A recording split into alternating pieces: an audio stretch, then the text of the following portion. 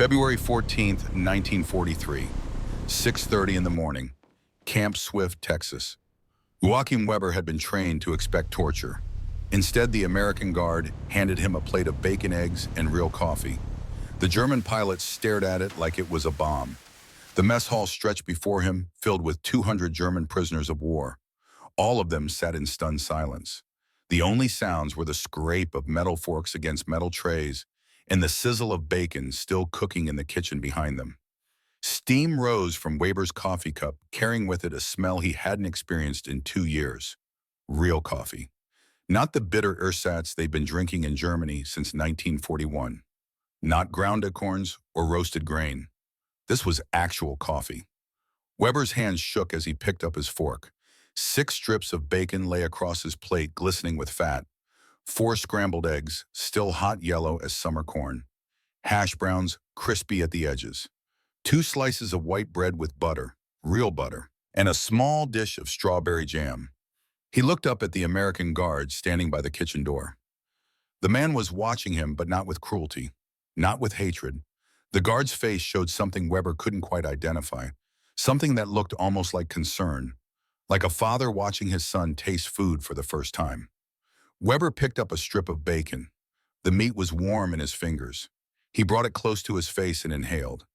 Salt, smoke, fat. His mouth began to water involuntarily. His stomach clenched with a hunger he had been suppressing for months. He took a bite. The bacon crunched between his teeth. Salt and smoke exploded across his tongue. Fat melted against the roof of his mouth. The texture was perfect, crispy on the outside, tender within. He chewed slowly, deliberately, trying to make the moment last, but his body betrayed him. He swallowed too quickly, reached for another strip, took a bigger bite this time. And then something happened that Joachim Weber had not expected. Something that would change everything he believed about America, and about this war, and about the propaganda he'd been fed since he was 19 years old. Tears began rolling down his face. He couldn't stop them. They came hot and fast, blurring his vision. He put his fork down, covered his face with his hands. His shoulders shook. 200 other German prisoners watched him cry over a plate of bacon, and nobody said a word, because most of them had already done the same thing. The American guard watched from across the mess hall. He said nothing, did nothing. Just let the German pilot have his moment. Let him cry into his hands while his breakfast grew cold on the table. What happened next would change everything Joachim Weber believed about America. But to understand how a plate of bacon could break a German pilot's entire worldview, we need to go back to where this story really began. 3 months earlier, 22,000 feet above the Tunisian desert, January 15th, 1943, Joachim Weber's Messerschmitt F-109 cut through thin air at 300 miles per hour. Below him, the North African coast stretched in shades of brown and blue. Allied forces somewhere down there. American forces. The enemy. Weber was 29 years old. 47 combat missions. 8 confirmed kills. 5 British Spitfires. 2 American P-40 Warhawks. 1 French fighter he couldn't identify. He'd been flying for the Luftwaffe since 1940. 3 years of war. 3 years of believing everything his commanders told him about the Americans. Soft, undisciplined, cowboys who didn't understand real warfare. Their aircraft were inferior, their pilots untrained. Their country was too comfortable, too wealthy, too used to peace. They couldn't match German engineering, German discipline, German will. Weber had believed all of this, until his engine took a .50 caliber round and started trailing black smoke across the desert sky. The American P-40 that hit him came out of the sun. Weber never saw it until the tracers ripped past his canopy. His engine coughed once, twice, oil pressure dropping, temperature climbing. He had maybe 90 seconds before the Daimler-Benz engine seized completely. He aimed his nose toward German-controlled territory, 30 miles north. He might make it. He might not. The engine temperature gauge climbed into the red. The propeller began to wobble. 90 seconds became 60. 60 became 30. At 5,000 feet, he knew he wouldn't make it. At 3,000 feet, he popped into the canopy. The wind screamed into the cockpit. At 1,000 feet, he rolled the aircraft inverted and dropped free. The parachute opened with a crack that felt like his spine breaking. He hung in the air for what felt like an hour but was probably 90 seconds. The ground rushed up. He hit hard-rolled, came up tangled in silken shroud lines. By the time he'd cut himself free, 3 American soldiers stood in a semicircle around him. All 3 had rifles pointed at his chest. One of them was smoking a cigarette. None of them looked particularly angry. The smoking soldier spoke in heavily accented German. "Hands up. You are prisoner now. We take you to camp. You will not be harmed." Weber had expected execution. He'd heard stories, rumors. The Americans shoot pilots who bomb their positions. The Americans torture prisoners for information. The Americans are savages who don't follow the Geneva Convention. Instead, they gave him water. Actual water from a canteen handed to him like he was a guest instead of an enemy. They took his pistol and his knife, but left him his wedding ring and his watch. They put him in the back of a truck with 3 other German prisoners and drove him to a temporary camp near the coast. For 6 days, Weber sat in a tent and waited. They fed him twice a day. Soup, bread, not much but more than he'd been eating in Germany for the past year. They let him keep his uniform. They didn't beat him. They didn't interrogate him beyond basic questions. Name, rank, serial number, unit, that was it. On the 7th day, they loaded him and 40 other German prisoners onto a transport ship. Destination unknown. Weber assumed Italy, or maybe France if the Americans had captured enough territory. He didn't know. Nobody told him anything. The ship voyage took 3 weeks. They were kept below deck, but the conditions weren't brutal. They had bunks, they had food, they had latrines that actually worked. Weber spent most of the voyage trying to reconcile what he'd been taught with what he was experiencing. "They're treating us better than our own army treated us in Russia," another prisoner whispered one night. A tank commander named Klaus Brenner, 24 years old, captured 2 days before Weber. His name was Klaus, and he wouldn't stop talking about the food. "I don't understand it," Klaus said. "We're the enemy. Why are they feeding us Geneva Convention?" Another prisoner answered from the bunk above, an older man, a sergeant who'd fought in the First War. "They follow the rules, unlike some armies.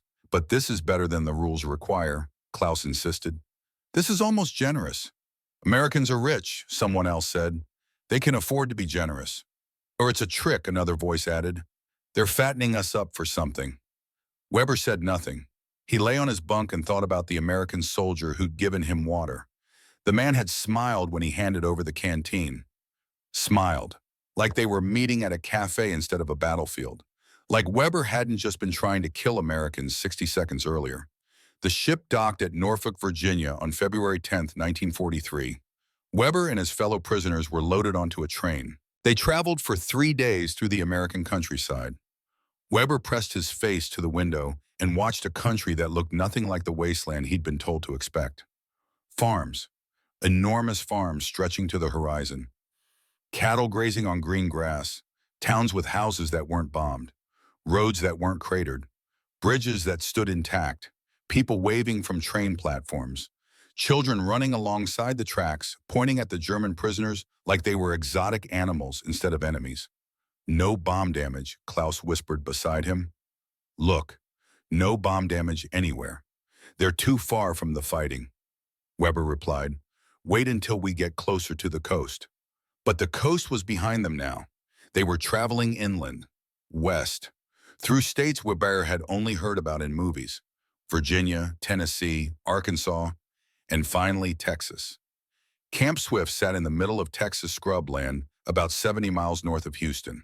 The train pulled into a siding at dawn on February 13th. Guards marched the prisoners through gates topped with barbed wire, watchtowers at each corner, searchlights that could illuminate the entire compound. It looked like a proper prison camp. But then they were processed: medical exams, delousing, clean clothes. And here was where Weber's understanding of America began to fracture. The doctor who examined him was polite, asked questions, checked his wounds, the burns on his arm from the engine fire, the bruised ribs from his parachute landing. The doctor cleaned the burns, applied ointment, wrapped them in clean bandages. He spoke to Weber in broken German, apologizing for the discomfort. "You will heal," the doctor said. "You are young, strong, you will be fine." Weber wanted to ask, "Why do you care? You're the enemy." I was trying to kill your people 3 weeks ago." But he said nothing, just nodded, accepted the clean uniform they gave him. The German uniform, his actual uniform, cleaned and mended. They gave it back to him. That night, February 13th, Weber lay on a real bed with a real mattress and clean sheets and a pillow. The barracks were heated, not warm but not freezing either. He could hear 200 other German prisoners settling in around him, muttering to each other in the darkness. "This can't be real," someone whispered. "It's a trick," another voice answered. "They're going to work us to death, or they're going soft before they interrogate us properly." Weber closed his eyes and tried to sleep, but his mind wouldn't stop. The doctor's kindness, the clean uniform, the bed with sheets, none of it matched what he'd been told. None of it made sense for a nation of undisciplined cowboys who didn't understand honor or warfare. The wake-up call came at 6 a.m., not screamed, not accompanied by rifle butts against bunks. Just a simple announcement over loudspeakers in German. "Good morning. Breakfast is served at 6:30. Please form lines in an orderly fashion." Please, Weber thought. They said please. He dressed, followed 200 other prisoners out of the barracks. The morning air was cold but not bitter. The sky was lightning in the east, turning the color of steel. Guards stood at intervals along the path to the mess hall, but none of them looked hostile. They looked bored, like this was just another morning. Like guarding enemy prisoners was no different from any other job. The mess hall doors opened. The prisoners filed inside. And that's when Joachim Weber saw the breakfast that would change his life. Trays stacked beside the kitchen window. American soldiers serving food through the window. Not slop, not thin soup, real food. Steam rising from metal containers. The smell hit Weber like a physical force. Bacon. He could smell bacon. The line moved forward. Weber took a tray from the stack, moved to the serving window. An American soldier, maybe 20 years old, looked at him and smiled. Actually smiled. "Morning," the soldier said in English. Then in terrible German, "Good appetite." He loaded Weber's tray without asking. 6 strips of bacon, 4 scrambled eggs, hash browns, toast, butter, jam, a cup of coffee, a small glass of orange juice. Weber stared at the tray in his hands. This wasn't prison food. This was what officers ate. This was Sunday breakfast for a wealthy family. This was impossible. He carried his tray to a long table, sat down beside Klaus Brenner. Klaus was already eating, tears streaming down his face, not bothering to wipe them away. All around them, German prisoners were crying into their breakfast. Grown men, soldiers, combat veterans, weeping over bacon and eggs. Weber picked up his fork. His hand shook. He looked down at the food and felt something break inside him. Not just hunger, something deeper. Some fundamental belief he'd carried since he was 19 years old. He took a bite of bacon. The salt and smoke and fat filled his mouth.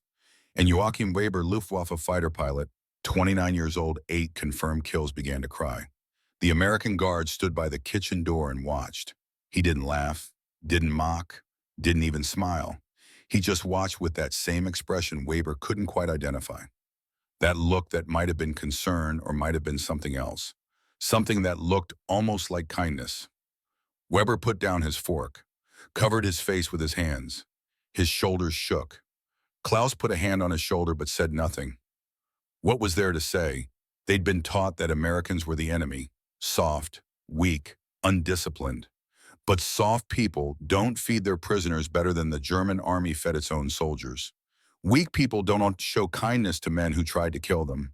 Undisciplined people don't organize a prison camp where the toilets work and the beds have sheets and the guards say please. Weber wiped his eyes, picked up his fork again, ate his breakfast slowly, deliberately trying to understand. The bacon tasted real. The eggs were hot and properly seasoned. The coffee was strong and black and exactly what coffee should taste like.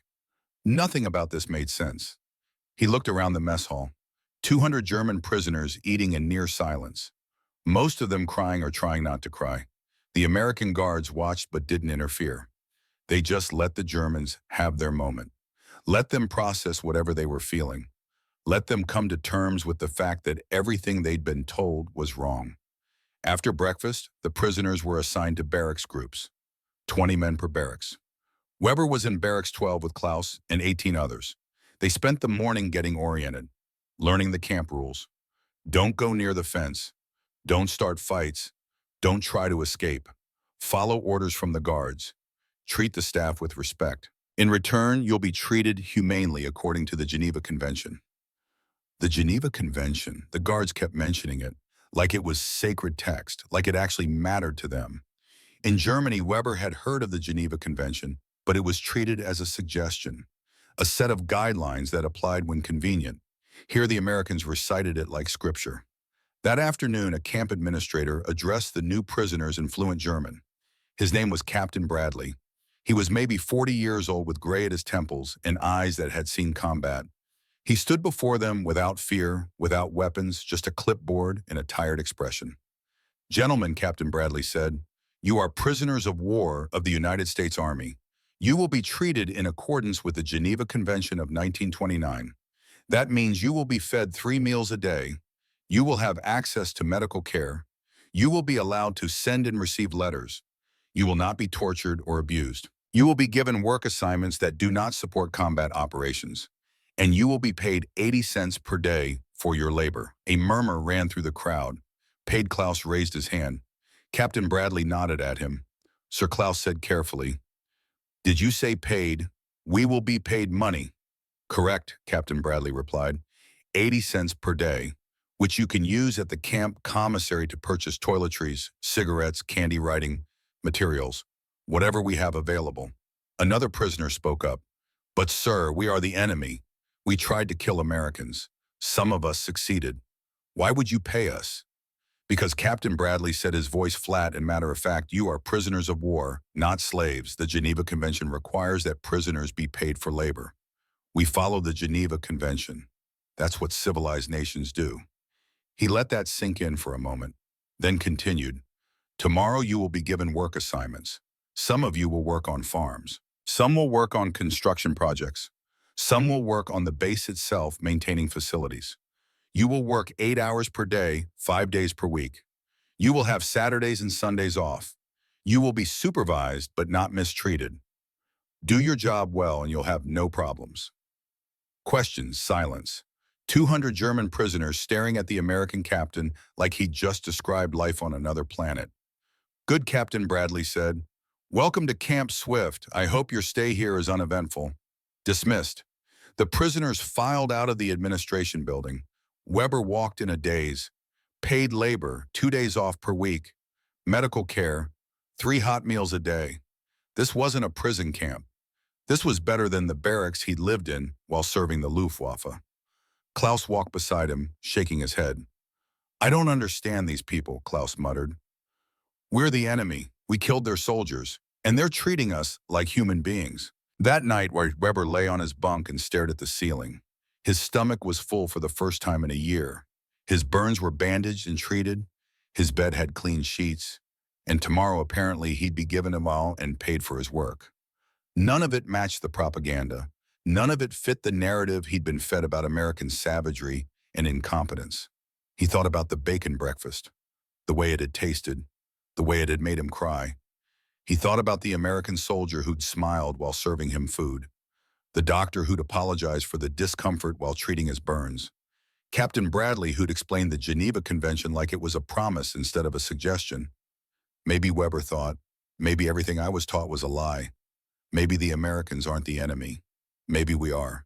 But that thought was too dangerous to pursue, too destabilizing. So he pushed it away and closed his eyes and tried to sleep. Tomorrow would bring work. And in work, perhaps he could stop thinking, stop questioning, stop wondering if he'd been fighting for the wrong side all along. But deep down, Joachim Weber already knew the answer. He'd known it the moment he tasted that bacon, the moment he felt those tears on his face, the moment he realized that the enemy was treating him better than his own nation ever had. The war wasn't over. He was still a prisoner, still German, still technically the enemy. But something fundamental had shifted in his understanding of the world, and there was no going back. The next 3 weeks passed in a strange routine. Wake at 6, breakfast at 6:30, work assignment at 7, lunch at noon, more work until 4, dinner at 5, free time until lights out at 10, Saturdays and Sundays off. Weber was assigned to a work detail at a nearby airfield, Bergstrom Field, 15 miles east of the camp. He and 50 other German prisoners were transported there each morning in the back of army trucks. Their job was simple: maintenance assistance, cleaning hangars, painting buildings, moving supplies, nothing that supported combat operations, nothing that violated the Geneva Convention. The American mechanics at Bergstrom Field treated the German prisoners with professional courtesy, not friendship, not warmth, but respect. The kind of respect one craftsman shows another. They recognized that many of the Germans had been mechanics before the war, had worked on aircraft, understood engines and hydraulics and electrical systems. Weber found himself assigned to Hangar 7. His supervisor was a sergeant named Frank Kowalski, Polish-American, maybe 42 years old, with hands scarred by decades of engine work. Kowalski spoke a little German learned from his parents. He addressed Weber in a mixture of English and German and broken hand signals. "You know aircraft?" Kowalski asked on the first day. "Yes, sir," Weber replied. "I was mechanic before I was pilot." "Good," Kowalski said. "Then you know how to respect the tools. Clean properly. Don't touch anything you're not supposed to touch. We understand each other." "Yes, sir." "And stop calling me sir. I work for a living. Call me sergeant." Weber nodded, picked up a mop, began cleaning the hangar floor. Around him, American mechanics worked on P-40 Warhawks, the same aircraft that had shot him down. The irony wasn't lost on him. 3 months ago, he'd been trying to destroy these planes. Now he was cleaning the floor they sat on. But watching the Americans work taught Weber something unexpected. They were good, really good. Their maintenance procedures were thorough. Their tools were quality. Their engines were well maintained. Nothing about their operations suggested the incompetence he'd been taught to expect. These weren't undisciplined cowboys. These were professionals. On his third day at Bergstrom Field, Weber overheard a conversation that would change everything. He was mopping near a P-40 that was undergoing engine work. Two mechanics stood beside the aircraft talking in low voices. Weber's English wasn't perfect, but it was good enough to understand. "Another engine cut out yesterday," the younger mechanic said. "Lieutenant MacArthur nearly bought it." Kowalski grunted. "That's the 8th one this month. Something's wrong with these Allisons. During negative G dives, the carburetor floods. Engine dies for 2 to 4 seconds. Can't we fix it? Allison's working on it. Won't be ready for 18 months. 18 months. We're supposed to fight the Germans and Japanese with engines that die mid-dive. That's what we got, kid. That's what we work with." Weber stopped mopping. He stood very still, processing what he'd just heard. Engine cutouts during negative G maneuvers. The carburetor flooding. Engines dying for 2 to 4 seconds during dives. He knew this problem. Every Luftwaffe pilot knew this problem. They'd been trained to exploit it. When a P-40 or P-39 dives on you, just dive steeper. Their engine will cut out. You can escape or turn around and kill them while they're helpless. They'd even had a name for it: the American disease. Weber had used this tactic 4 times in combat. 3 of those times he'd escaped. Once he'd circled back and shot down the American fighter while its engine was dead and its pilot was frantically trying to restart. He'd never thought about it from the American perspective, never considered what it must feel like to have your engine betray you at the worst possible moment, to do everything right, get your enemy in your sights, and then have your aircraft turn into a glider just when you needed power most. Standing in that hangar, mop in hand, listening to American mechanics discuss a flaw that was killing American pilots, Joachim Weber felt something he hadn't expected to feel. Guilt. Not for fighting in the war, not for serving his country, but for the 3 Americans who died helpless in the sky because he'd exploited a design flaw they couldn't control. He went back to mopping, but his mind was elsewhere. Should he tell someone? Should he explain that the Germans knew about this weakness, that they'd been trained to use it? But who would he tell? And what good would it do? The Americans already knew they had a problem. Allison Engine Company was working on a solution. It would take 18 months. There was nothing a German prisoner could do to help. Nothing Weber could say that would make any difference. So he said nothing. Just mopped the floor and listened and wondered how many American pilots would die in the next 18 months because of an engineering flaw nobody seemed able to fix. That evening, back at Camp Swift, Weber sat on his bunk.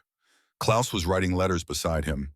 The barracks was quiet except for the scratch of pencils on paper and the occasional cough. Weber's mind kept returning to the conversation he'd overheard. American pilots dying because of an engine flaw. The same flaw he'd been trained to exploit. The knowledge sat heavy in his chest. Klaus looked up from his letter. "You're quiet tonight," he said. "Just thinking," Weber replied. "About what?" "About how wrong we were. About everything." Klaus nodded slowly. "I know. I think about it every night. How can we go back after this? How can we pretend we didn't see how they treat us? We can't now," Weber said quietly. "We can't go back. Not really. Even if Germany wins, even if we go home, we'll never be able to forget this, that the enemy treated us better than our own people did." Klaus went back to his letter. Weber lay down on his bunk. Outside, the Texas night was cool and clear, stars visible through the barracks window. Somewhere out there, American pilots were dying because of an engine flaw. Somewhere out there, German pilots were exploiting that flaw. And here he was, a German prisoner, knowing the problem existed and unable to do anything about it. Or so he thought. Because in 2 weeks, Joachim Weber would witness something that would shatter what remained of his worldview. He would see an American woman risk everything to save pilots she'd never met. He would watch her break military law to do what was right instead of what was authorized. And he would finally understand what made America different from every other nation he had known. But that was 2 weeks away. Tonight he was just a confused German prisoner lying on a clean bed with a full stomach, trying to understand how a plate of bacon had broken his entire understanding of the world. And failing. March 1st, 1943, 3 weeks after the bacon breakfast. Bergstrom Field, Texas. The morning was cold and gray when the trucks arrived at Camp Swift to collect the work detail. Joachim Weber climbed into the back with 49 other German prisoners. They sat on wooden benches facing each other across the truck bed. Nobody spoke much anymore. The routine had become familiar. 15 miles to Bergstrom Field, 8 hours of work, 15 miles back, 80 cents deposited into their camp accounts, dinner, sleep, repeat. But today would be different. Today, Joachim Weber would witness something that would change not just his understanding of America, but his understanding of courage itself. The trucks pulled through the gates of Bergstrom Field at 7:15. The prisoners filed out formed lines, waited for their assignments. Weber had been working in Hangar 7 for 3 weeks now. He knew the routine. Report to Sergeant Kowalski, receive the day's tasks, work until noon, lunch, work until 4, return to camp. Kowalski was waiting inside the hangar. He looked tired, more tired than usual, like he hadn't slept. He assigned tasks quickly. Most of the prisoners were sent to clean other hangars, paint buildings, move supplies. But he kept Weber and 3 others back. "You 4, Kowalski said in his mixture of English and German. "Stay here, help me with this engine removal. Aircraft 2847 needs a full teardown. Carburetor inspection." Weber nodded, moved to the P-40 Warhawk sitting in the center of the hangar. Aircraft number 2847. He'd cleaned around this plane before, had watched mechanics work on it, had heard pilots talk about it. This was Lieutenant MacArthur's aircraft, the pilot who'd nearly died 4 days ago when his engine cut out during a dive. The engine removal took most of the morning. It was delicate work. Each bolt had to be removed in sequence, each connection documented, fluids drained carefully. By noon, the Allison 5-1710 engine sat on a maintenance stand beside the aircraft, exposed like a patient on an operating table. Kowalski stood beside the engine, staring at the carburetor. His face showed frustration, anger, grief. Weber had seen that expression before, on the faces of German mechanics who'd lost pilots to equipment failures.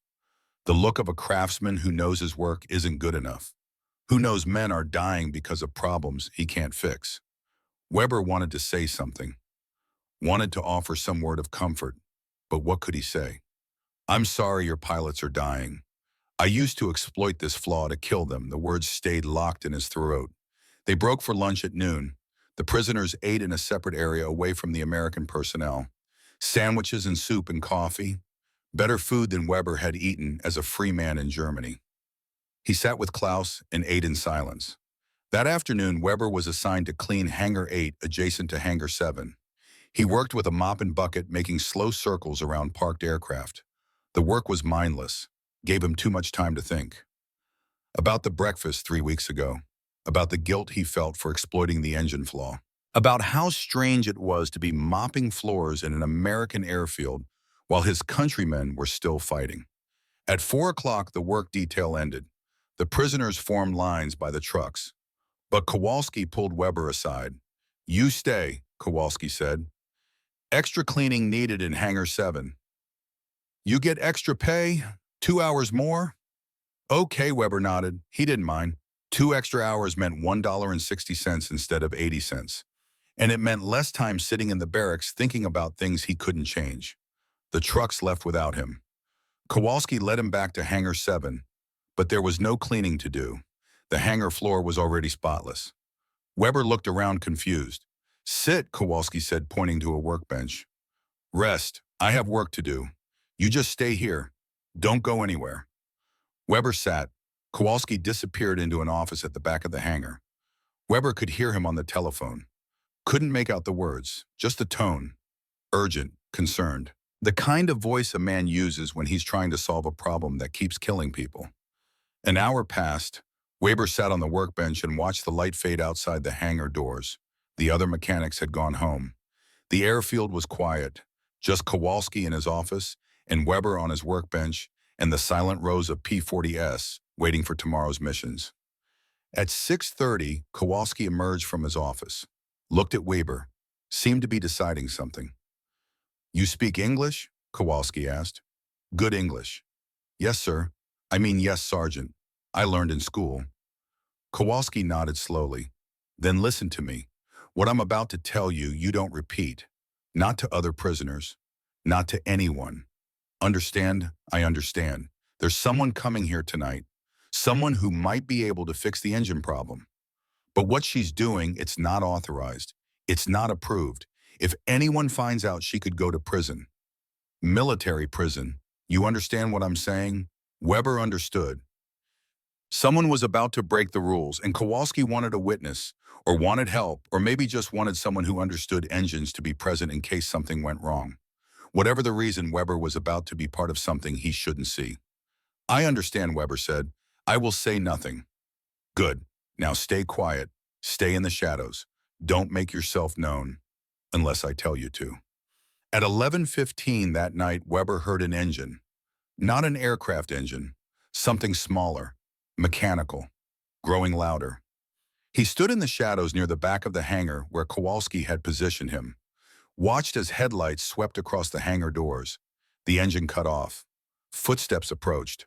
The side door of the hangar opened, and a woman walked in carrying a toolbox. Weber had seen American women before, nurses at the camp medical facility, administrative staff, wives visiting their husbands on base. But this woman was different. She wore motorcycle leathers, boots, a leather jacket that looked like it had seen years of use. Her hair was pulled back in a practical bun. Her face showed exhaustion, dark circles under her eyes, the look of someone who hadn't slept properly in weeks. She set down her toolbox, looked around the hangar, saw Kowalski standing beside aircraft 2847. "Sergeant Kowalski?" she asked. Her voice was steady, professional. No fear in it despite what she was about to do. "Yes, ma'am. Miss Morrison? Kate Morrison. I'm an engineer working on the carburetor problem. I'm here about the restrictor." Weber pressed himself further into the shadows, watched as the woman walked to the aircraft. Kowalski followed her. They stood beside the engine, still on its maintenance stand. The woman pulled a small brass disc from her jacket pocket, held it up to the light. "This is it," she said, 1.0 inches in diameter. A hole drilled in the center, 0.040 inches wide. You install it in the fuel line between the pump and the carburetor. It restricts fuel flow just enough to prevent flooding during negative G maneuvers. The engine still gets full power, but it can't drown itself. Kowalski took the brass disc, turned it over in his scarred fingers. "Such a small thing, such a simple thing. You've tested this?" he asked. 6 weeks of bench testing. Every possible configuration. Negative G, positive G, inverted flight sustained maneuvers. With this restrictor, engine cutouts drop from 2 to 4 seconds down to less than 1/10 of a second. Too brief to matter in combat. Kowalski stared at the brass disc, then at the woman, then at the aircraft. "Do you have authorization for this?" he asked quietly. Kate Morrison's jaw tightened. "No, I don't have authorization. Allison Engine Company has a proper solution in development. It'll be ready in 18 months. 18 months, Sergeant. How many pilots will die in 18 months? Kowalski said nothing, just looked at the brass disc in his hand. If you install this without authorization, Kate continued, her voice steady but urgent, you could face court-martial. I know that. That's why I'm not ordering you. I'm asking you, as one mechanic to another, as someone who's lost people to this problem. How many? Kowalski asked. How many have you lost? Kate's composure cracked for just a moment. My husband flies P-40S in the Pacific. His last 3 letters mentioned engine failures. He's written about watching his wingmen die when their engines cut out mid-dive. He doesn't know I'm doing this. He doesn't know I could go to military prison for what I'm about to do to save him and men like him. Silence in the hangar. Weber could hear his own heartbeat, could hear the wind outside, could hear Kate Morrison's breathing as she waited for Kowalski's answer. Finally, Kowalski spoke. I've lost 11 pilots to engine cutouts. 11 good men. Peterson had a wife and a baby daughter. Williams was a kid from Yorkshire, couldn't have been more than 19. McLeod was Scottish, 20 years old, supposed to get married next month. He looked at Kate Morrison, looked at the brass restrictor in his hand. If this works, he said slowly, I don't care if the king himself hasn't authorized it. He set the brass disc on his workbench, picked up his welding kit, walked toward the aircraft. Weber watched from the shadows, watched as Kowalski and Kate Morrison worked together for the next 8 minutes, watched as they cut the fuel line, watched as Kowalski welded the brass restrictor into place. The weld was clean, professional, almost invisible unless you knew exactly where to look. When they finished, Kate stepped back, examined the installation, ran her finger along the weld, checked the fuel line connections above and below the restrictor. Satisfied, she turned to Kowalski. If this fails, she said, if it starves the engine or causes any kind of failure, I want the blame to fall on me. Not you. I'll claim I installed it myself. I'll take full responsibility. Kowalski shook his head. We're in this together now, miss. If you're going to military prison, I'm going with you. Kate smiled. It was a tired smile, a smile that came from exhaustion and fear, and desperate hope all mixed together. Thank you, Sergeant. She turned to leave, but Kowalski called after her. Miss Morrison, when will we know if it works? Kate looked back at him. Tomorrow morning, Lieutenant MacArthur has a patrol scheduled for 6:15. If the restrictor works, he'll never notice anything different. The engine will just perform the way it's supposed to. If it fails... She didn't finish the sentence. Didn't need to. They both knew what would happen if it failed. MacArthur would crash. Kate would go to prison. Kowalski would lose his career. And the engine problem would continue killing pilots for another 18 months. Kate picked up her toolbox, walked to the door, paused, turned back one more time. Sergeant, how many aircraft can you modify if this works? Kowalski thought for a moment. If I work through the night with my full crew, maybe 10, maybe 12. Do it, Kate said. If this works, we'll need to move fast. Every day we wait, more pilots die. She left. Weber heard her motorcycle engine start outside, heard the sound fade into the distance. The hangar fell silent again. Kowalski stood beside aircraft 2847 for a long moment. Then he noticed Weber in the shadows. You, Kowalski said, prisoner, come here. Weber stepped forward, expected to be yelled at, expected to be threatened, expected to be told to forget everything he'd just seen. Instead, Kowalski looked at him with an expression Weber couldn't quite read. Not anger, not fear, something else, something that looked almost like respect. You were Luftwaffe, Kowalski said. Fighter pilot. You know engines. Yes, Sergeant. And you heard everything just now. Yes, Sergeant. Kowalski studied him. Are you going to tell anyone, your fellow prisoners? Try to get word back to Germany somehow? Weber thought about this question, thought about the bacon breakfast, thought about the clean barracks and the paid work and the American doctor who'd apologize while treating his burns. Thought about Captain Bradley explaining the Geneva Convention like it was sacred. Thought about the 11 pilots Kowalski had lost. No, Sergeant, Weber said quietly. I will tell no one. Why not? We're the enemy. This information could help Germany. Weber met Kowalski's eyes. Because that woman just put herself on the line to save pilots she's never met. Because you just broke military law to do the right thing instead of the authorized thing. Because in Germany, this would never happen. A woman would never be allowed in an engineering laboratory. A sergeant would never be trusted to make this decision. And a prisoner would never be shown this kind of trust. He paused, drew a breath. I have killed American pilots, Sergeant. I exploited the engine flaw your people are trying to fix. I did it because I was trained to do it, because it was my job.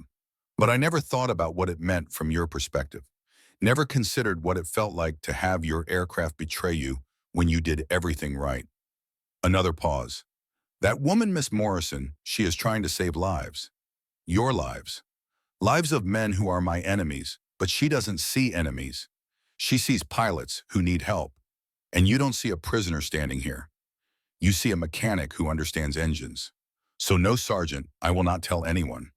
Because what I just witnessed is the most courageous thing I have ever seen.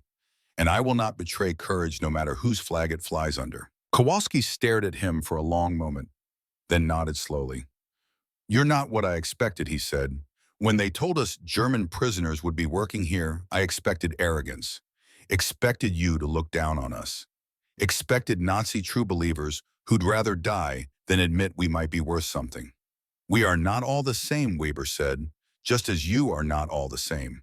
Some of us are starting to understand that everything we were taught was propaganda, that the enemy is not who we thought it was. Kowalski picked up his welding kit. I have to call my crew. Get them back here. We have 10 more aircraft to modify before morning. You should go, find your way back to camp, or stay here and sleep in the corner. I don't care. Just keep your mouth shut about what you saw. I will stay, Weber said. And if you need help, I can help. I know aircraft systems. I know Allison engines. I studied them after I was shot down by a P-40. Know your enemy, we were taught. I studied your engines very carefully. Kowalski looked at him. Really looked at him, seeing not a prisoner, but a mechanic, a craftsman, someone who understood the work. Can you weld, Kowalski asked. Yes, Sergeant. Clean welds, the kind that won't fail under pressure. I was trained as aircraft mechanic before I was trained as pilot. I know how to weld. Kowalski made a decision. He pulled out 5 more brass restrictors from a box Kate Morrison had left. 5 small discs of brass each with a precisely drilled hole in the center, each one capable of saving lives. Then help me, Kowalski said. We have work to do. They worked through the night. Kowalski called in 3 of his most trusted mechanics, men who understood that what they were doing was unauthorized, who understood they could face consequences, but who also understood that 11 of their pilots had died and more would die if they waited for proper authorization. Weber worked alongside them. He measured fuel lines. He held components steady while Kowalski welded. He checked each installation with the precision he'd learned in the Luftwaffe, and slowly, aircraft by aircraft, they installed the brass restrictors. By 4 in the morning, they'd modified 6 P-40S. By 5, they'd done 8. At 5:45, Kowalski called a halt. We're done, he said. 8 aircraft. That's all we can safely do before morning. The rest will have to wait. The mechanics cleaned up, removed all evidence of their night's work, put away tools, swept metal shavings, made everything look normal, as if nothing unauthorized had happened. Weber sat on a workbench and watched them work.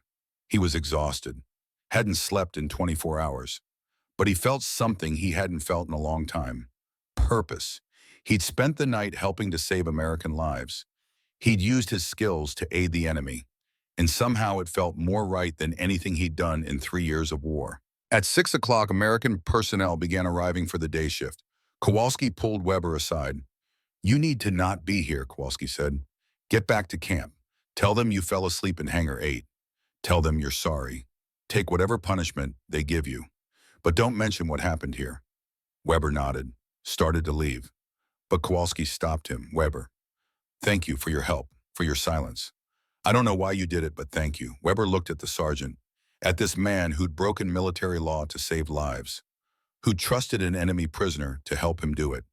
In Germany, Weber said quietly, we were taught that Americans lack the will to fight, that your wealth makes you weak, that you would crumble under real pressure. But I have learned something here. You are not weak, you are not undisciplined, you simply value different things than we were taught to value. You value life over obedience.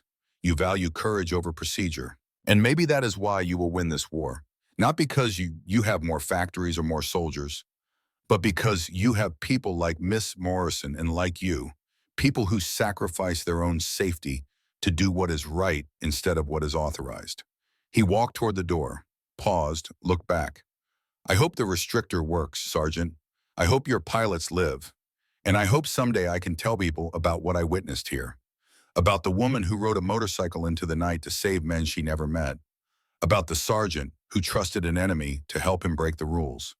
Because this is a story worth telling. This is what courage actually looks like. He left before Kowalski could respond, walked across the airfield in the pre-dawn darkness, found his way to the gate, told the guard he'd fallen asleep in a hangar, accepted the reprimand, waited for a truck to take him back to Camp Swift. But his mind wasn't on the punishment he'd receive. His mind was on aircraft 2847, on the brass restrictor welded into its fuel line, on Lieutenant MacArthur, who would climb into that cockpit in 15 minutes and never know that his life depended on a device installed without authorization by a woman and a sergeant and a German prisoner working together in the middle of the night. Weber thought about Kate Morrison, about the exhaustion in her face, about the way she'd been willing to put herself on the line, about her husband flying P-40Ss in the Pacific not knowing his wife was breaking military law to save him. He thought about Kowalski, about the 11 pilots he'd lost, about the way he'd made the decision to install the restrictors though despite knowing the consequences, about how he'd trusted an enemy prisoner to help him. And Weber thought about himself, about the man he'd been 3 weeks ago expecting torture and receiving bacon, about the man he was becoming. A man who was starting to understand that maybe, just maybe, he'd been fighting for the wrong reasons all along. The truck arrived. Weber climbed in with other prisoners heading back to camp. He sat in silence while they drove through the Texas dawn. The sun was rising, the sky was turning from gray to gold, and somewhere behind him at Bergstrom Field, Lieutenant MacArthur was climbing into aircraft 2847, starting his engine, beginning his pre-flight checks. And in a few minutes he would push that aircraft into a dive. He would experience negative G-forces that should flood his carburetor and kill his engine. But this time, thanks to a brass restrictor installed by people who refused to accept that pilots had to die while waiting for proper authorization, his engine would keep running. His aircraft would keep flying, and he would come home alive. Weber didn't know if the restrictor would work. Wouldn't know until later that day if he heard anything at all. But he knew one thing with absolute certainty. He had just witnessed something that would stay with him for the rest of his life. He had seen American courage in its purest form. Not the courage of soldiers in battle, but the courage of people who break rules when rules are wrong, who put themselves on the line when lives are at stake, who trust their enemies when trust seems impossible. And Joachim Weber, Luftwaffe fighter pilot, prisoner of war enemy of the United States, found himself hoping with everything he had that the restrictor would work, that Miss Morrison's courage would be rewarded, that Sergeant Kowalski's risk would pay off, that the 11 dead pilots would be the last ones lost to an engineering flaw that could have been fixed months ago if only someone had been brave enough to break the rules. The truck pulled through the gates of Camp Swift. The prisoners filed out, formed lines for breakfast. And Weber walked toward the mess hall, knowing that today's bacon would taste different, because today he understood something he hadn't understood 3 weeks ago. That bacon breakfast wasn't just food. It was a symbol, a demonstration of values, a statement that said we treat our prisoners well not because they deserve it, but because we are better than that, because kindness is not weakness, because doing the right thing matters more than following orders. He got his tray, sat down at a table, looked at the 6 strips of bacon on his plate, and this time he didn't cry. This time he smiled. Because for the first time in 3 years, Joachim Weber understood what he was looking at. He was looking at America, the real America, not the propaganda version, not the movie version, the actual America, the one that fed its prisoners, the one that paid them for work, the one that let women ride motorcycles and break military law and save lives. And he knew with absolute certainty that this was a country worth understanding, worth respecting, worth perhaps someday calling home. March 7th, 1943, 9 o'clock in the morning, Bergstrom Field, Texas. Lieutenant Robert MacArthur landed his P-40 Warhawk with a grin that could be seen from the control tower. He taxied to his dispersal area, cut the engine, and climbed out of the cockpit like a man who'd just discovered fire. Weber watched from the door of Hangar 8 where he'd been assigned to sweep floors. He'd been watching the sky since dawn, waiting, praying, though he wasn't sure anymore who he was praying to or why an enemy pilot's survival should matter so much to him. MacArthur strode toward the maintenance hangars. His flight suit was dark with sweat despite the cool morning air. He was laughing, actually laughing. Weber had never seen an American pilot look so happy after a routine patrol. Kowalski emerged from Hangar 7. MacArthur grabbed him by the shoulders. "Whatever you did to my bird," the pilot said, his voice loud enough to carry across the tarmac, "do it to every aircraft in this squadron. Every single one." Weber's heart jumped. It worked. The restrictor worked. MacArthur was still talking, gesturing wildly with his hands like he was describing a dogfight. Encountered 2 training targets over the range. Dove 4 times at full -G. Engine never stuttered. Not once. Perfect power through the entire dive. It was like flying a different aircraft. Kowalski glanced toward Hangar 8, made brief eye contact with Weber. The look said everything. It worked. We did it. Nobody died.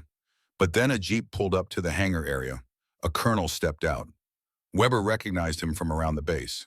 Colonel Pierce, base commander. The man who could end careers with a signature. Pierce walked directly to Kowalski. His face showed nothing. No anger, no approval, just flat military neutrality. "Sergeant Kowalski," Pierce said. "My office. Now." MacArthur's grin faded. "Yes, sir," Kowalski replied. "And bring Miss Morrison if she's still on base." "She left last night, sir." "Then get her back here. I want her in my office within 2 hours." Pierce climbed back into his jeep and drove away. MacArthur looked at Kowalski. Kowalski looked at the ground. And Weber, watching from across the tarmac, understood that the reckoning had come. The morning dragged like a wound. Weber swept the same floor 3 times. Couldn't focus. Couldn't stop thinking about what was happening in the base commander's office. Would Kate Morrison be arrested? Would Kowalski be court-martialed? Would they both go to military prison for doing the right thing without authorization? At 11:30, a guard approached Weber. "You, German prisoner, come with me." Weber's stomach dropped. They knew. Somehow they discovered he was there last night. He was about to be punished for helping the Americans. The irony would have been funny if it wasn't so terrifying. The guard led him across the base to the headquarters building. They climbed stairs, walked down a corridor that smelled of floor wax and old coffee. Stopped outside an office door marked Colonel J. Pierce, Base Commander. "Wait here," the guard said. Weber stood in the corridor. Through the door, he could hear voices. Pierce's voice steady and authoritative. Kate Morrison's voice quieter but firm. Kowalski's voice gruff and defensive. They were arguing about something. About authorization. About procedure. About the 11 dead pilots. Then the door opened. The guard gestured. Weber stepped inside. The office was small and functional. A desk, filing cabinets, an American flag in the corner, photos on the wall of aircraft and squadrons, and 3 people standing in front of the desk like students called to the principal's office. Kate Morrison looked exhausted. She'd clearly ridden back on her motorcycle the moment Kowalski called her. Her leather jacket was dusty from the road. Her face showed the strain of waiting for punishment she knew was coming. Kowalski stood at attention. His jaw was set, his eyes forward, a soldier ready to accept consequences for his actions. Colonel Pierce sat behind his desk. He looked at Weber for a long moment, then spoke in careful German. "You were there last night," the colonel said. "In Hangar 7, you witnessed the installation of an unauthorized aircraft modification. It wasn't a question. Weber had been seen, maybe by a night guard making rounds, maybe by someone who'd noticed a German prisoner wasn't where he was supposed to be. Didn't matter. They knew." "Yes, sir," Weber replied in English. "I was there. And did you participate in this unauthorized modification?" Weber glanced at Kate Morrison, at Kowalski. Both of them were looking at him now. Kate's eyes showed fear. Not for herself, for him. She was afraid he'd be punished for helping. "Yes, sir," Weber said. "I helped Sergeant Kowalski install the restrictors in 6 aircraft. I welded 3 of them myself. I measured fuel line connections. I checked the installations for quality." Pierce leaned back in his chair. "Why, you're a prisoner of war. a German pilot. Why would you help install a device designed to save American lives? Weber had been thinking about this question all morning. Had been thinking about it since the moment he watched Kate Morrison put herself on the line in the middle of the night. And now, standing in this office, facing the man who could destroy all of them, he found his answer. Sir Weber said, his English careful but clear. I am Luftwaffe pilot. I have shot down 6 American aircraft. I have killed American pilots. I did this because I was trained to do it. Because I was told you were the enemy. Because I believed the propaganda I was fed since I was 19 years old. He paused, drew breath. And sir, there is something else I must tell you. We Germans, we were trained to exploit the engine weakness. We had a name for it. The American disease. When a P-40 dives on us, we dive steeper. The American engine dies. We escape or kill them while they are helpless. I used this tactic 4 times. I killed 3 American pilots this way. Another pause. Weber's voice dropped. I tell you this not to boast, but so you understand why I help now. I have blood on my hands. American blood, spilled because of a flaw they could not control. When Miss Morrison put herself on the line to fix this problem, I saw a chance. Not for redemption. There is no redemption for what I have done. But perhaps for atonement. Perhaps to save the pilots I cannot bring back. He met Pierce's eyes directly. But then I became prisoner, and you fed me bacon for breakfast. Real bacon, 6 strips, with eggs and coffee and butter and jam. You gave me clean clothes and a bed with sheets and medical care for my burns. You paid me 80 cents per day for work. You said please when you gave orders. You followed the Geneva Convention like it was sacred text. Another pause. The office was silent except for the ticking of a clock on the wall. And then I watched Miss Morrison risk her career, her freedom, maybe her life to save pilots she has never met. I watched Sergeant Kowalski break military law because 11 of his pilots were dead, and he couldn't stand to lose another one. I watched them do what was right instead of what was authorized. And I finally understood something I should have understood 3 years ago. Weber gestured toward Kate Morrison. You are not the enemy, sir. We were. We were wrong. Not about the war is complicated, but about you, about America. In Germany, a woman like Miss Morrison would never be allowed in an engineering laboratory. A sergeant like Kowalski would never be trusted to make this decision. And a prisoner like me would never be shown this kind of trust. This woman is trying to save lives. Your lives, lives of men who are my enemies. But she does not see enemies. She sees pilots who need help. And you, sir, if you punish her for that, if you punish Sergeant Kowalski for that, then you punish the best of America. And I finally understand why you are winning this war. Not because you have more factories or more soldiers. Because you have people like them. People who will risk everything to do the right thing. Silence in the office. Long and heavy. Pierce stared at Weber. Kate Morrison's eyes were wet. Kowalski's jaw had unclenched slightly. Finally, Pierce spoke. You're not what I expected from a Luftwaffe pilot. I am not what I expected from myself, sir. Pierce opened his desk drawer, pulled out a photograph, set it on the desk facing them. The photo showed a young man in pilot uniform. Same age as MacArthur. Same confident smile. My son Pierce said quietly, Lieutenant James Pierce, 23 years old. Died 6 months ago over the Pacific. His P-40 engine cut out during a dive. Japanese fighters shot him down while his engine was dead and he was trying to restart. He never had a chance. Kate Morrison made a small sound, part sob, part gasp. If you had done this 6 months ago, Miss Morrison Pierce continued, his voice steady but strained. My son would still be alive. But you didn't know, nobody knew, until you figured it out, until you were brave enough or crazy enough or desperate enough to break every rule to fix it. He picked up the photograph, looked at it, put it back in the drawer. I should court-martial both of you. I should have this prisoner thrown in solitary confinement. I should follow procedure and protocol and every regulation in the book. That's what my training says. That's what my duty requires. He signed a document on his desk, slid it across to Kate Morrison. Retroactive authorization, he said, dated 1 week ago. According to this document, you had my permission to install experimental carburetor modifications for testing purposes. Sergeant Kowalski was following my direct orders, and this German prisoner was assigned to assist with aircraft maintenance under proper supervision.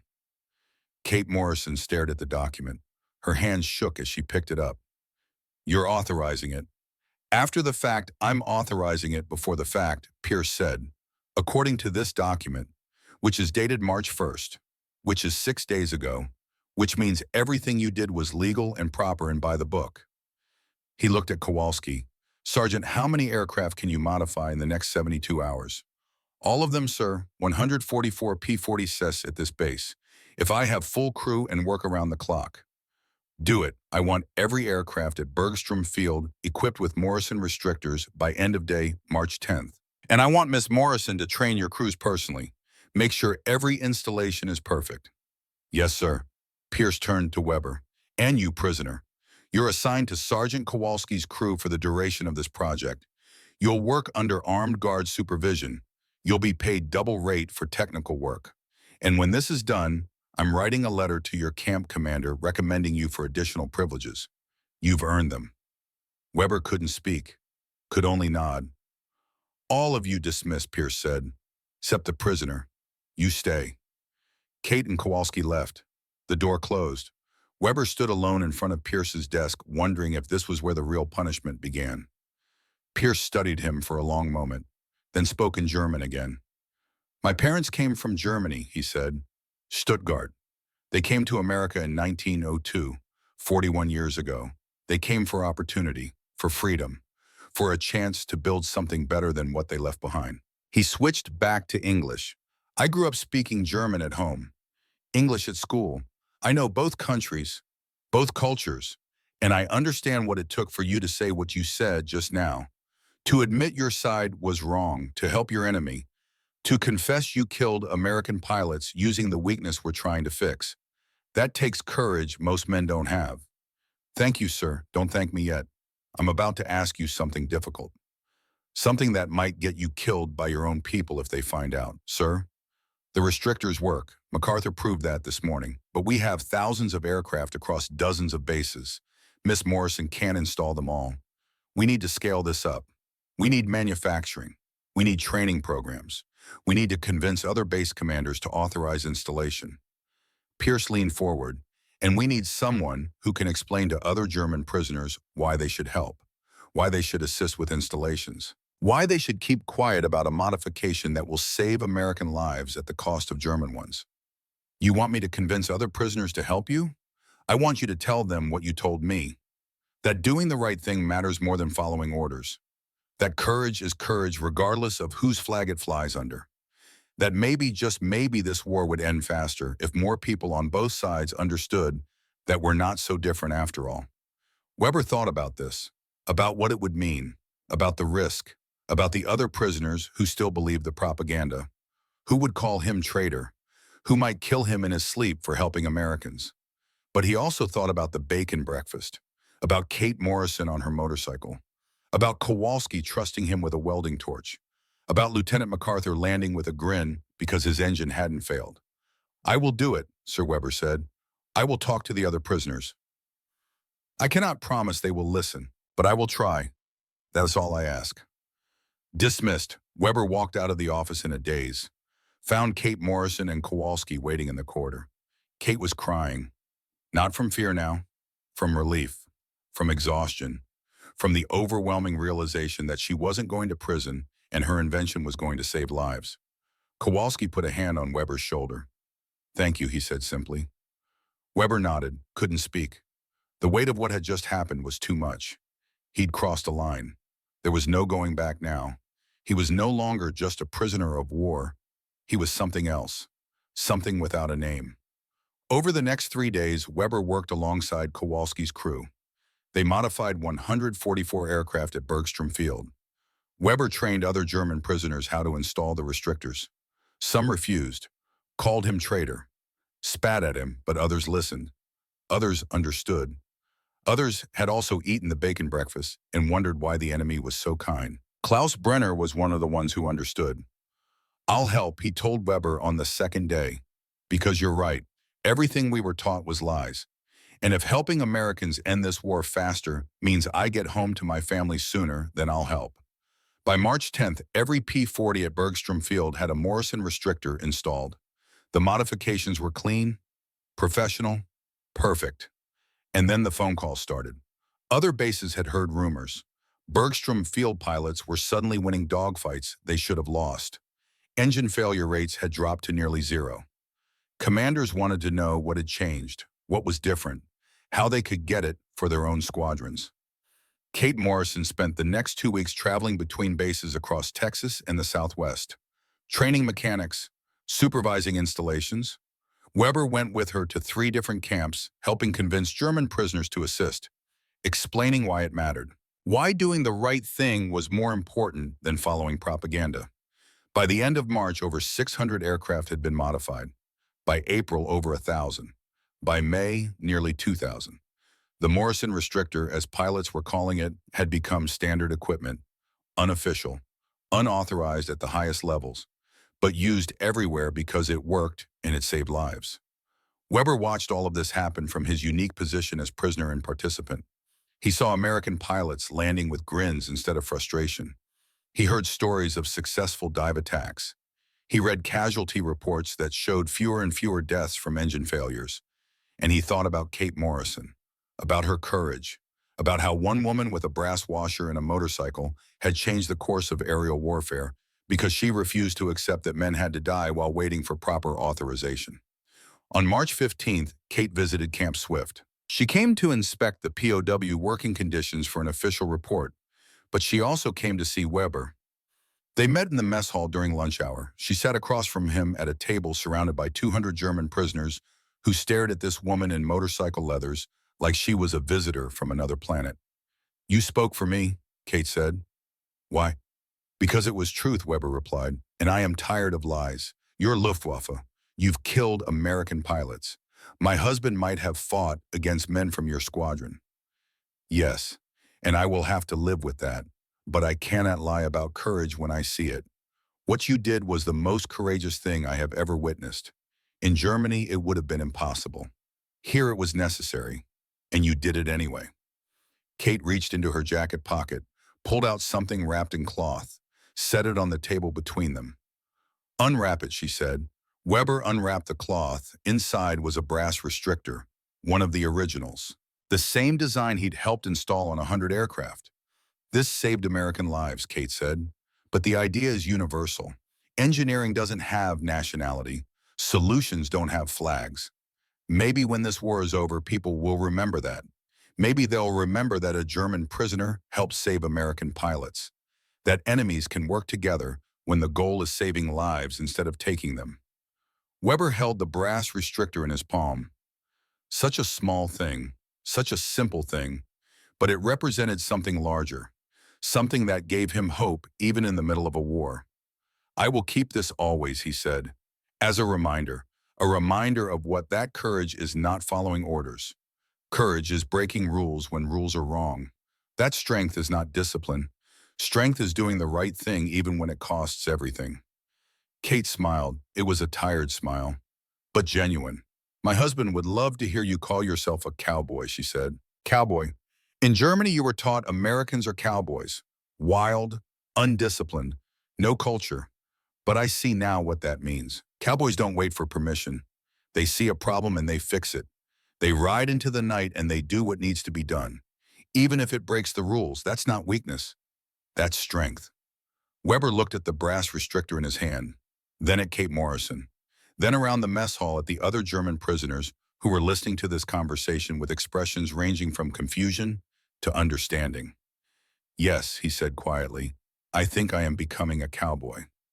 The war continued. Weber remained at Camp Swift working at Bergstrom Field, helping install restrictors, training other prisoners. He watched as the statistics changed, as engine failure rates dropped, as kill ratios improved, as fewer and fewer American pilots died from a flaw that should have been fixed months earlier. He also watched as Germany began to lose. The tide was turning. Everyone could see it. By summer, Italy had surrendered. By fall, the Allies were planning the invasion of France. By winter, it was clear that Germany couldn't win. The only question was how long it would take to end. Weber wrote letters home to his family in Munich. The letters were heavily censored, but he tried to tell them what he'd learned, that Americans weren't monsters, that the propaganda was lies, that maybe Germany had been wrong about everything. His mother's replies were confused and frightened.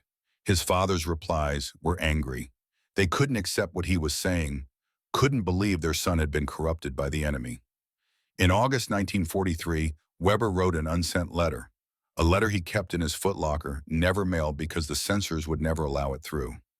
Mother, he wrote, I cannot send this letter. You will never read these words, but I must write them anyway because if I don't, I will forget who I am becoming. I have seen America up close. I have eaten their food. I have worked alongside their mechanics. I have watched them treat prisoners with kindness we do not deserve, and I have learned something that terrifies me. We were wrong, not about the war. War is complicated, and I don't know anymore who is right or wrong, but about them. We were wrong about them. I met a woman engineer who saved thousands of American pilots with an invention that cost less than $1 to make. In Germany, she would never have been allowed in a laboratory. Here she is a hero. I met a sergeant who broke military law because the right thing mattered more than the authorized thing. In Germany, he would have been shot for disobedience. Here he was praised for courage. I don't know who I will be when this war ends. I don't know if I can return to Germany and pretend I didn't see what I saw. Pretend I don't know what I know now, that freedom is more than a word, that courage is more than following orders, that maybe, just maybe, the cowboys were right all along. The letter sat in his footlocker for 2 years, through the rest of 1943, through 1944, through the invasion of France and the battle for Germany, and finally the surrender in May 1945. When the war ended, Weber was repatriated to Germany along with thousands of other prisoners. He returned to a country in ruins. His parents' home in Munich was gone destroyed by Allied bombing. His father was dead. His mother was living with relatives in Bavaria. The Germany he'd left in 1940 no longer existed. He tried to rebuild his life, found work as an aircraft mechanic. The skills he'd learned in Texas were valuable in post-war Germany, but everything felt wrong. The food tasted wrong. The people looked wrong. The rules felt suffocating. He'd spent 3 years in America, and now Germany felt like the prison. In 1947, he applied for immigration to the United States. The application was denied, too soon after the war. Too many Germans wanting to leave. Try again later.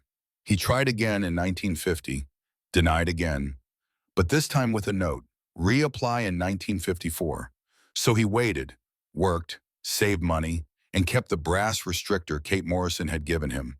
Kept it in a wooden box on his dresser, looked at it every morning, reminded himself that courage exists, that people can change, that enemies can become something else. In January 1954, 11 years after the bacon breakfast, Joachim Weber's immigration application was approved. He sold everything he owned, bought a ticket on a ship to New York, and in March 1954, he arrived in America as an immigrant instead of a prisoner. He settled in Dayton, Ohio, not randomly, very specifically, because he'd learned that Kate Morrison had transferred there after the war. She now worked at Wright-Patterson Air Force Base, the facility created by merging Wright Field and Patterson Field. She still held an engineering position, still designing aircraft systems, still solving problems that killed people if solved wrong. It took him 3 weeks to find her address, another week to gather courage to knock on her door. On April 10, 1954, 11 years and 1 month after their conversation in the Camp Swift mess hall, Joachim Weber stood on Kate Morrison's front porch and knocked. The woman who answered was older, 44 now instead of 33, lines around her eyes, gray in her hair, but the same sharp intelligence in her gaze, the same strength in her bearing. She looked at him for a long moment, then her eyes widened. Joachim Weber, she said. The German pilot. Yes, ma'am, I am Weber. I have come to... She hugged him, right there on the front porch. Hugged him like he was family she hadn't seen in years. Weber stood frozen for a moment, then hugged her back, both of them crying. When they finally separated, Kate invited him inside. Her husband was there, James Morrison, the P-40 pilot she'd been trying to save. He'd survived the war, come home. They'd raised 2 children. Built a life. James shook Weber's hand. You're the prisoner who helped install the restrictors, he said. Kate told me about you, told me what you did. I did very little, Weber said. Your wife did everything. James's grip tightened slightly. You have no idea what you did, he said quietly. April 1943. My squadron in the Pacific received modified aircraft. Nobody told us what changed. We just noticed the engines work better. Dove without failures. I flew 27 more missions after that. 27 times I pushed into dives that should have killed me. My engine never quit. Not once. He paused, emotion thick in his voice. I came home because of what you and Kate did. My daughters exist because of that. You saved my life, Weber. Both of you did. Weber couldn't speak, could only nod. They sat in the living room, drank coffee, talked for hours about the war, about what came after, about how strange it was to be sitting together like this, drinking coffee, like old friends when 11 years ago they'd been enemies. Finally, Weber pulled the wooden box from his pocket, opened it. Inside was the brass restrictor Kate had given him in 1943. Kate stared at it. You kept it all these years. It saved my life, Weber said. But you weren't flying. How could it save your life? Weber smiled. Not literally, metaphorically. Every time I wanted to give up, every time post-war Germany felt impossible, every time I thought I would never escape, I looked at this, less than $1. A few minutes of work, thousands of lives saved, and I thought if one woman can do that with a simple piece of brass and courage, I can rebuild my life. I can find a way to come back here. I can become American. Tears ran down Kate's face. You became an American citizen last month. I took the oath March 15th, and when I swore to defend this country, I thought of you. I thought of bacon breakfast in Texas. I thought of the night you rode your motorcycle to Bergstrom Field and put yourself on the line. I thought of Sergeant Kowalski trusting an enemy to help him break the rules. And I understood finally what America means. What does it mean? James asked quietly. It means cowboys, Weber said. It means people who take action when action is needed, regardless of what the rulebook says. It means a country where a woman can be an engineer and a sergeant can trust a prisoner and enemies can become friends because doing what's right matters more than following orders. He looked at Kate. You changed my life, Mrs. Morrison. You showed me what courage looks like, what strength means, what America is when it's being in its best self. And I wanted you to know that. I wanted to thank you. Because without you, without that night in the hangar, without the brass washer you gave me, I would still be in Germany, wondering what my life meant. But now I know. I am American, and I am home. Kate Morrison, who'd saved 2,000 pilots with an unauthorized modification, who'd ridden a motorcycle through the night to break military law, who'd risked everything because it was right, looked at this man who'd been her enemy and become her friend, and said simply, welcome home. Joachim Weber lived in Dayton until his death in 1989 at age 75. He worked as an aircraft mechanic at Wright-Patterson Air Force Base, sometimes in the same building where Kate worked. He raised a family, became a citizen who voted in every election and flew the American flag on his porch every morning. He taught his children and grandchildren about the woman who showed him what America really means, about the bacon breakfast that broke his worldview, about the night he helped install restrictors in aircraft designed to kill his countrymen, about becoming a cowboy. Kate Morrison continued working at Wright-Patterson Air Force Base until her retirement in 1970. She held 23 patents, solved problems that saved countless lives. But when people asked about her career, she always came back to the brass restrictor. Not because it was her best work, but because it represented something larger. Because it proved that true leadership means taking responsibility, not waiting for permission. That results matter more than procedure. That sometimes the best solutions are the simplest ones if you're brave enough to implement them. She died in 1994 at age 84. At her funeral, 3 former Luftwaffe pilots attended. All of them had been prisoners at Camp Swift. All of them had witnessed her courage. All of them had become Americans because of her. They stood together and saluted her casket. Not a military salute, a civilian one. The salute of citizens honoring someone who showed them what their new country was supposed to mean. Today, the Morrison flow restrictor sits in the Smithsonian National Air and Space Museum. Next to it in the same display case sits a breakfast plate donated by Joachim Weber's daughter. The plate from February 14th, 1943. The bacon breakfast, the meal that changed a German pilot's mind and showed him America's heart. The placard reads, 2 artifacts, 1 story, the American spirit. Because sometimes courage looks like a woman on a motorcycle breaking rules to save lives. Sometimes it looks like a sergeant trusting an enemy to do the right thing. Sometimes it looks like a prisoner helping the people he was trained to kill. And sometimes it looks like a plate of bacon served to a man who expected torture and received kindness instead. That's America. Not the propaganda version, not the movie version, the real one, the one worth defending, the one worth becoming part of, the one that changes enemies into friends and makes cowboys of us all.